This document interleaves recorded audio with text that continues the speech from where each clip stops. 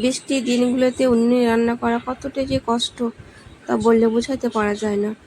দেখো আজকে ঝরঝর করে বৃষ্টি পড়ছে আর আমি এদিকে উনুনটা ধরাতেই পারছিলাম না।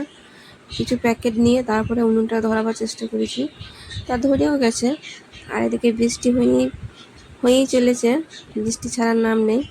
তো উনুনটা আমার মোটামুটি ধরেছে। আমি ভাতে হাঁড়ি বসিয়ে কিন্তু এখন আমি জলগুলো দিয়ে দিচ্ছি। আর আজকে একটু অন্যরকম রান্না হবে, তো চলো। আজকে রান্না করব চিকেন, সেজন্য আমি আদা রসুনগুলো এখন আমি ছাড়িয়ে নিচ্ছি। আর মোটামুটি আদা রসুন ছাড়ানো হয়ে গেছে, এই জায়গায় ভাত ফুটেও গেছে।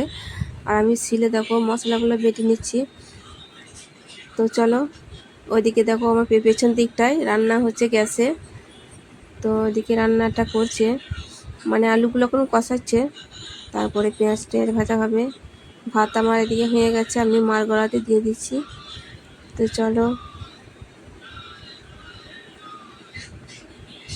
এই যে চিকেন আমাদের রান্না হয়েছে, মোটামুটি কষানো হয়ে গেছে। আর এদিকে নাচ গান চলছে, বক্সতে গান হচ্ছে সেই জন্য। তো চলো, ওদের নাচ প্রায় শেষ, এদিকে রান্নাও প্রায় শেষ। তো চলো, এই যে এখানে ভাজা আলু আছে, ঝোলের মধ্যে দিয়ে দেবে। তো চলো, রান্না বান্না খাওয়া তো মোটামুটি গুটিয়ে দিয়েছি, শেষে আমি খাচ্ছি। তো চলো, ভিডিওটা ভালো লাগলে লাইক সাবস্ক্রাইব পাশে থাকবে।